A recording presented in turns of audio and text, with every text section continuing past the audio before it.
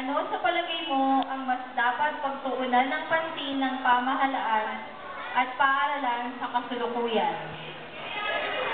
Ang patuloy na paglaki ng populasyon o ang suliranin na kaugnay sa pagwawalang bahala sa kapaligiran at bakit?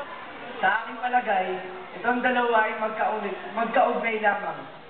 Dahil kapag malaki ang populasyon, malaki rin ang posibilidad na mapapabayaan natin ang ating kapaligiran. Dapat din po na gumawa ng madaling programa ang ating pamahalaan at ituro ito sa mga eskwelahan para matutunan natin kung anong importansya ng malaking populasyon at kung ano ang kapalit ng madudulot nito. Maraming salamat po. Salamat. Number 5.